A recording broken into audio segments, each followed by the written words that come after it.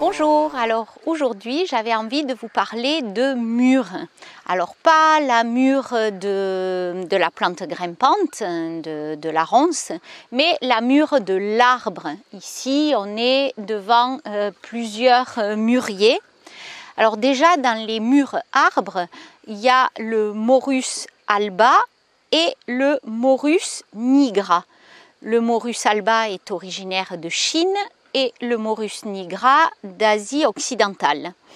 Donc je vais essayer de vous expliquer un petit peu comment différencier les deux. Donc de façon générale, les points communs entre les deux, ils sont tous les deux auto-fertiles. Ils sont très souvent monoïques, donc il y a les fleurs mâles et les fleurs femelles sur le même pied mais à des endroits différents.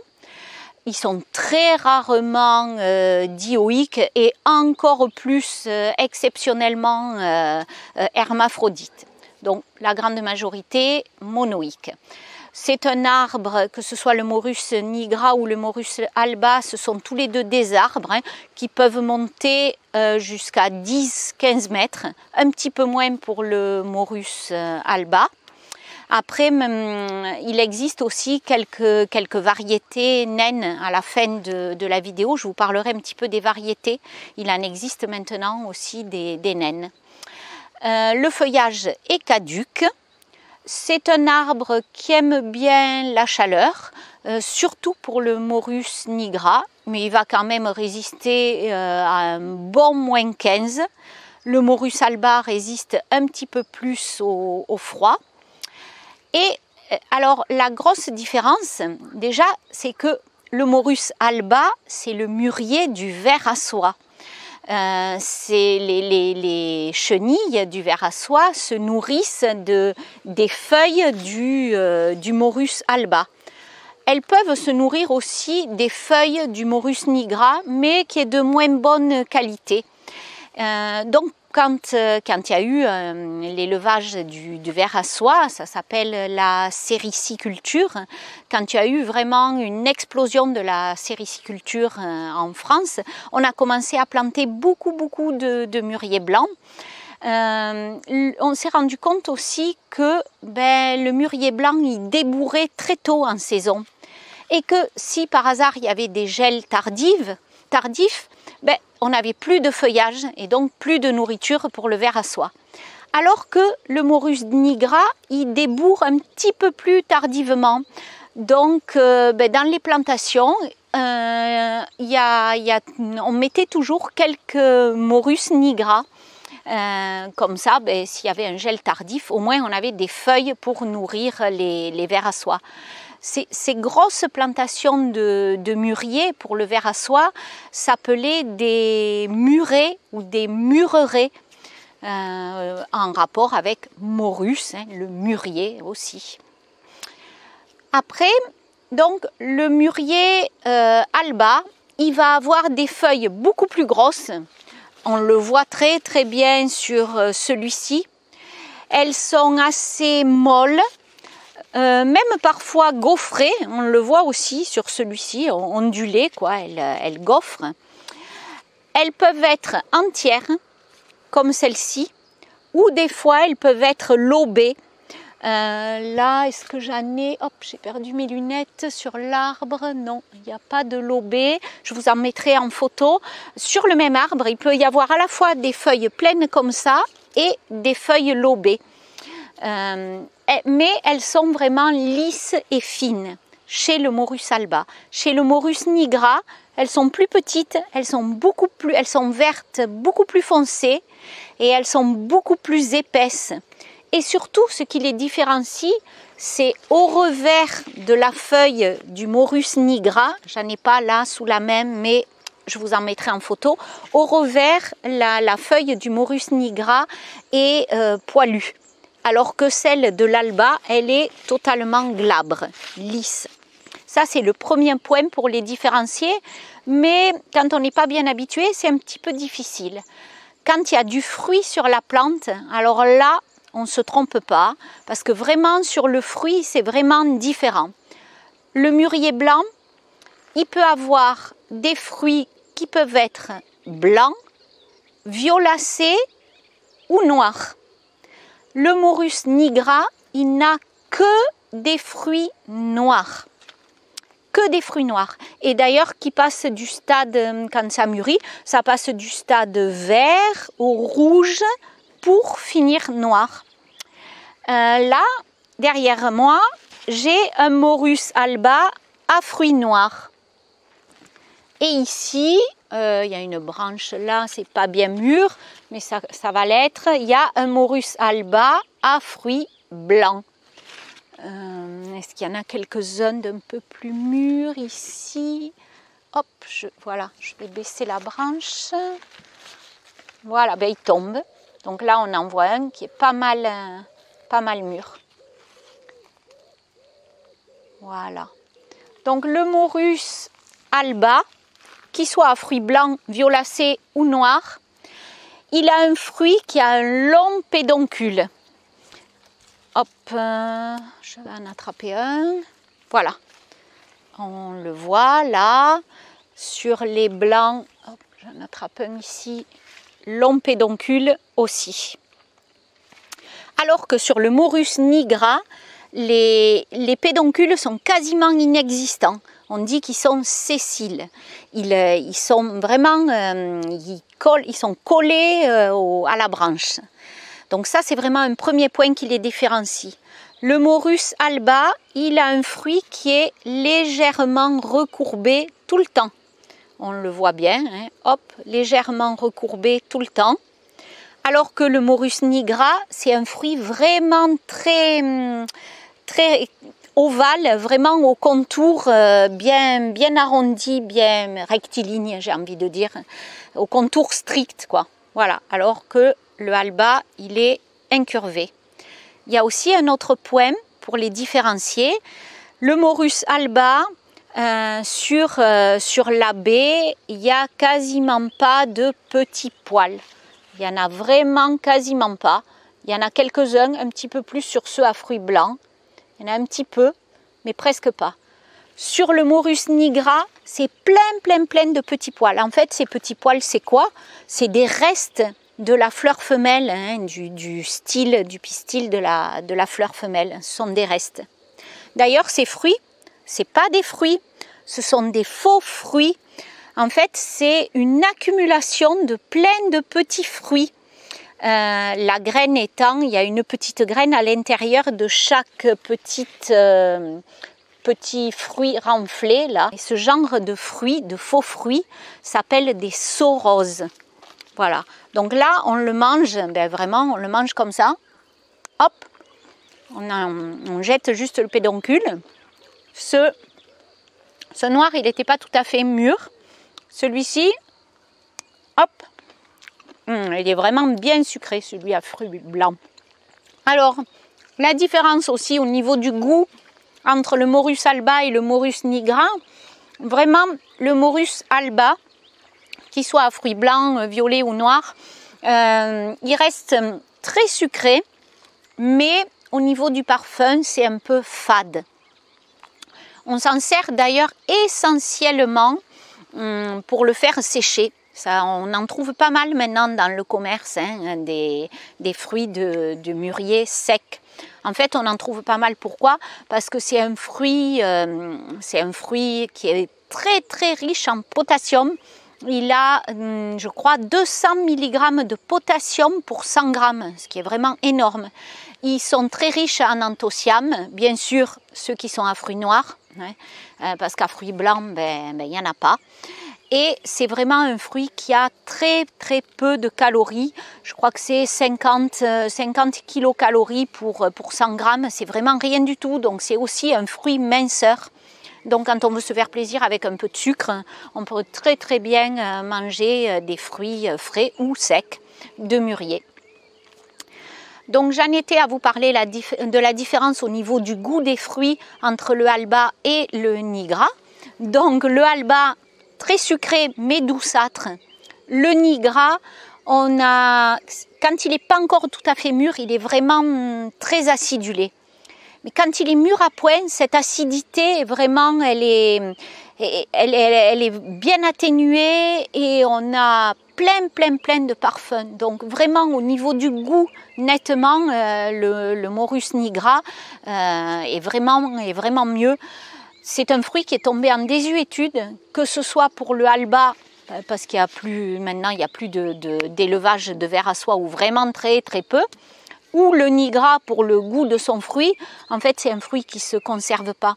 Quand on l'a ramassé, ou on le fait sécher ou on le consomme. Mais vraiment, ça fait d'excellents jus. Il y a de la pectine, pas mal de pectine, donc on peut faire avec aussi pas mal de gelée. Pour les gens qui ont des poules, planter un mûrier dans un poulailler, les mûres tombent au sol parce que c'est vraiment un arbre très fructifère, c'est vraiment chargé de fruits et les poules, elles en raffolent. Ça fait beaucoup d'ombre au-dessus du poulailler. Et voilà, ça fait vraiment aussi de l'ombre. Après, qu'est-ce que je pourrais encore vous dire? Au niveau de la petite histoire, pour le mûrier blanc, son nom blanc, ça ne vient pas de ses fruits. Non, parce que, oui, il y en a à fruits blancs, mais on a dit qu'il y en avait aussi à fruits violets ou noirs. Donc ça ne vient pas de ces fruits. En fait, le Morus alba, ça vient au printemps, quand il va débourrer, il y a plein de bourgeons qui sont vraiment très blancs. Et ce nom de alba vient de là, vient de ces bourgeons blancs. C'est un arbre aussi qui vit très vieux. Surtout le nigra, il pousse lentement, un peu plus lentement que le alba, mais un Morus alba vit largement 100 ans et un Morus nigra, c'est vraiment entre 100 et 500 ans. On peut avoir vraiment des très vieux sujets. Pour ce qui est du Morus alba, on voit encore des fois des allées de très vieux sujets. C'est que souvent, il y avait un élevage de verre à soie au fond de l'allée. Et ces arbres, ils sont taillés en tétard. En tétard, ça veut dire que à force de couper les branchages pour nourrir les vers à soie, ils ont pris cette forme de tétard. Ils ont souvent des très gros troncs, une forme un petit peu biscornue. Ça, ce sont des très vieux mûriers blancs. De quoi je pourrais vous parler encore? Peut-être de la multiplication du mûrier, parce que vous avez été plusieurs à nous demander aussi comment on pouvait multiplier ces végétaux. Voilà, donc on peut le semer. Alors la récolte des graines, c'est dans le... je vais reprendre un fruit. Hop, voilà. Ah oui, tiens, en le prenant, j'ai oublié, ça m'a fait penser à quelque chose. Les fruits, une différence aussi pour le fruit. Les fruits du mûrier blanc se détachent facilement. Si on secoue un peu l'arbre, là, il y en a qui sont mûrs, il va en tomber plein. Alors que les fruits du mûrier noir, eux, tiennent vraiment bien à l'arbre. Et on a souvent du mal à les décrocher. C'est aussi dû à ce pédoncule court. Donc, j'en reviens à la multiplication. Donc, le semis, il faut récupérer les graines. Donc, récupérer les graines, je ne sais pas, là, Sébastien, tu me dis si on voit. Donc, dans chaque petit périanthe, on va trouver une graine. Donc, il suffit, quand c'est mûr, de les sortir, de les laver à l'eau. Et nous, on les sème à l'automne. Et la germination, ça germe début de printemps, on les laisse à l'automne, comme ça, à l'humide. La graine gonfle et ça germe début printemps dès qu'il fait un peu chaud. Mais ce n'est pas ce qu'on utilise le plus. Nous, on préfère utiliser la bouture. Alors la bouture, on prélève des jeunes rameaux. La bouture se fait au mois de juillet. Ces rameaux, donc là, en tout cas après la récolte, cette année, il y a voilà, le Morus alba, il fructifie tôt en été. En général, c'est juin. Alors que le Morus nigra, lui, c'est pour les plus précoces, c'est mi-août jusqu'à fin septembre, donc fin d'été. Alors donc pour la bouture, on prend ça c'est ces rameaux qui sont verts comme ça, c'est les jeunes rameaux.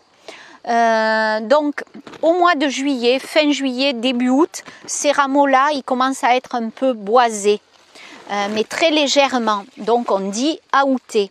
Et on va prélever ces rameaux, on fait des tronçons à peu près de 15-20 cm. L'idéal, c'est de mettre 2 yeux en terre et d'en laisser un hors de terre. Et donc, comme ça, on bouture fin d'été. La bouture, en général, prend assez vite. Fin septembre, normalement, ça doit avoir pris. Voilà, donc une petite précision, c'est bien de faire un mélange sable-terreau. Et puis, bien sûr, puisqu'on multiplie en été, vous ne les mettez pas en plein soleil. Hein, donc, c'est vraiment bouture à l'humidité et à l'ombre. Bien sûr, bien sûr. Et après, quand on a des variétés intéressantes, donc c'est vrai que l'idéal c'est de les bouturer. On peut aussi les greffer. Alors on le greffe sur du semis, de Alba ou de Nigra. Plutôt du Alba. Hein. Plutôt du Alba. Les taux de réussite sont meilleurs. Ah voilà. D'accord, donc c'est Sébastien qui s'occupe plus de la greffe. Donc peut-être tu vas nous parler un peu de la... quand tu les greffes et... La greffe, je la fais. Alors j'ai fait des essais en anglaise au printemps, ça a été assez catastrophique, ça n'a vraiment pas bien marché.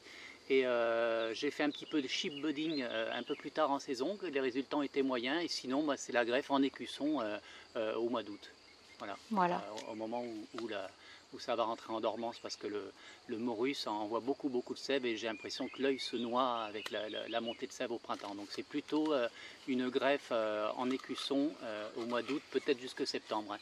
J'en ai jamais greffé des grosses quantités de morus, donc j'ai pas une grosse expérience encore sur la greffe du mûrier. Nous on le multiplie à peu près 60-70% des variétés des quelques variétés qu'on propose. On le multiplie de boutures, on trouve que ça marche assez bien. Oui. Je pense qu'on a fait à peu près un tour de la différence entre Morus Alba et Morus Nigra. Alors vous pouvez, là il y en a un qui est en pot ici. Donc c'est vrai que ça peut se cultiver quelques années en pot, mais allez, je dirais 2-3 ans maxi. Après, peut-être Sébastien, tiens, on va passer par là, tu me suis. Voilà, donc ici, on a un mûrier en pot, c'est une variété naine. Elle monte maxi à 1m60, un truc comme ça. Alors il est très bien pour petit jardin, parce que les mûriers, c'est super, mais il faut de la place, parce que ça pousse très vite et ça devient très gros. Donc celui-là, c'est la variété, alors je l'ai noté parce que c'est un nom un peu accouché dehors, c'est Rotundi Loba.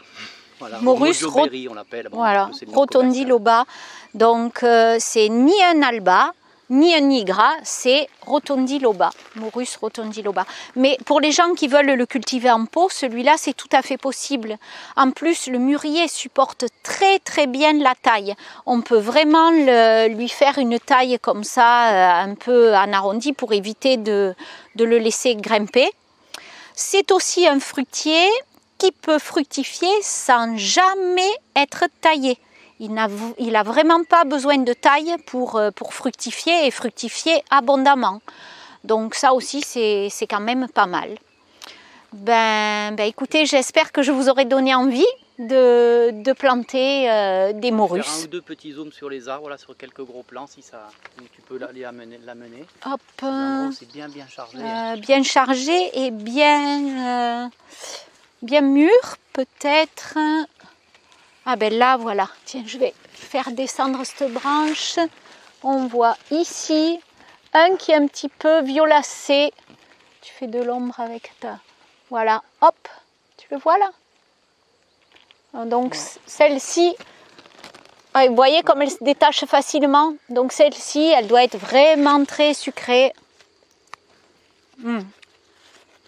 Très sucrée. Très sucré. Ouais, elle a même un peu de parfum quand même. Et on imagine ce sucre une fois sec, ça se concentre en sucre aussi. C'est un super, les variétés blanches, elles sont super à faire sécher. Voilà. Merci. Okay. Allez, ciao. Ciao.